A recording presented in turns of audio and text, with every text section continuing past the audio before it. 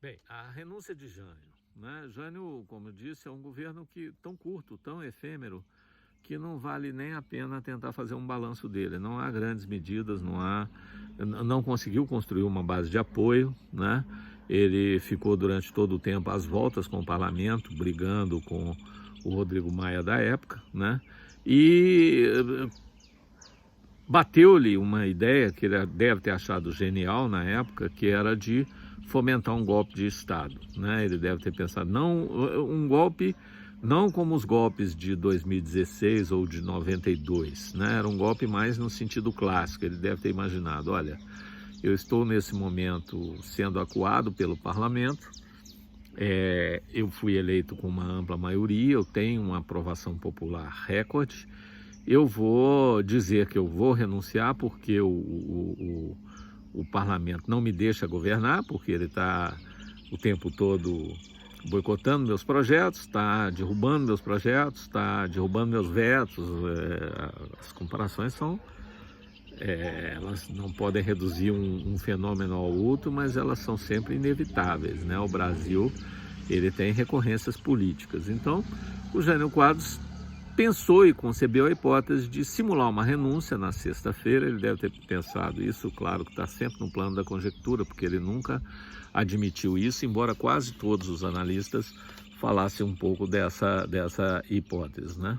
Ele deve ter concebido um projeto assim, olha, eu renuncio na sexta, no fim de semana as pessoas vão entrar em comoção, os grandes centros vão se insurgir, haverá uma grande comoção popular, dado que eu fui muito bem votado, e na segunda-feira eu volto com amplos poderes e ajeito o parlamento, eu coloco o parlamento com a minha cara, né? Talvez até eventualmente fechando a casa parlamentar, né? Ele só se esqueceu de considerar o timing, né? Porque, em geral, vocês devem saber disso, e é sempre importante saber, né?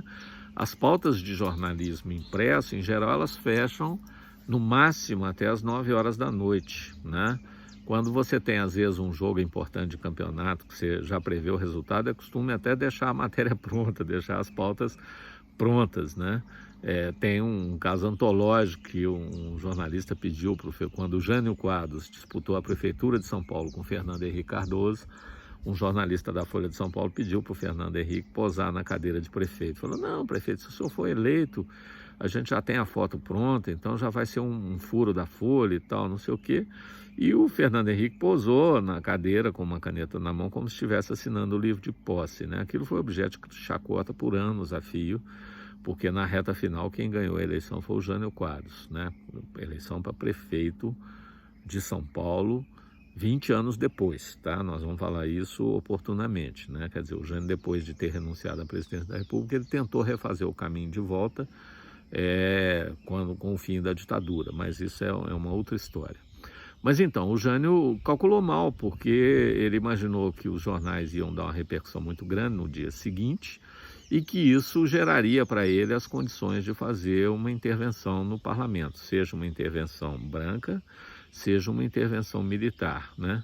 Ele só se esqueceu de considerar, primeiro, que ele não tinha a mesma capilaridade entre os militares que ele pretendia, e provavelmente os militares a esta altura já tinham em si a concepção e a percepção de que um golpe de Estado não colocaria os civis no poder, que eles fariam, se tivessem que fazer um golpe, seria para eles mesmos lotearem o aparelho do Estado, como de fato aconteceu no pós-64, o que mais uma vez é uma comparação perversa contra o Bolsonaro, né? Eu me lembro que naqueles protestos golpistas que ele estimulou lá em Brasília, agora ele está em recesso, mas nunca se sabe até quando, né?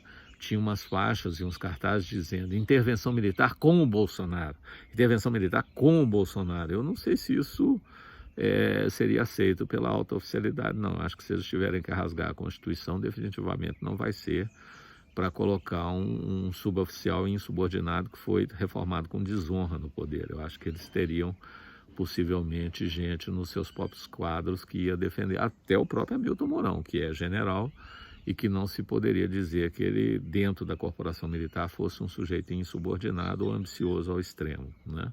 Mas, de qualquer maneira, A questão fundamental é que Jânio Quadros calculou mal o seu apoio, o seu cacife, o seu cabedal para esse golpe. O Congresso, para azar dele, se reuniu imediatamente, não se sabe se o quórum foi pleno, se alguém deu uma forçadinha de barra ali, porque Brasília já era Brasília, né? Quer dizer, um quórum numa sexta-feira é meio difícil de alcançar, mas não se sabe, né? O fato é que o presidente do Congresso leu a carta de renúncia e falou: olha, acabo de receber essa carta de renúncia do senhor presidente da República. A renúncia é um ato unilateral, né? Não nos cabe votar ou aprovar, só nos cabe acatar, né? E, em acatando, dar a sequência ao governo na ordem sucessória, né? De cara com essa intervenção, o Jânio Quadros foi colocado fora do baralho, né? Ficou patente que ele estava fora da presidência. Os seus próprios eleitores ficaram perplexos. Não houve notícia de grandes mobilizações em armas ou mesmo em passeatas em favor dele. Na verdade, a maior parte das pessoas, inclusive, que vivenciaram esse processo e que foram eleitores dele, eu já tive a oportunidade de ouvir esse depoimento há muitos anos atrás de alguns, disseram: olha, eu não entendi nada, eu não entendi porquê daquilo. O homem foi eleito com um apoio acachapante e, de repente, ele simplesmente renuncia ao seu mandato. Então, naquele momento, o que se teve foi uma grande perplexidade, né? E mais do que perplexidade, houve uma grande dúvida no país, porque, em caso de vacância, quem é o sucessor natural? O vice-presidente, né? Que naquele contexto tinha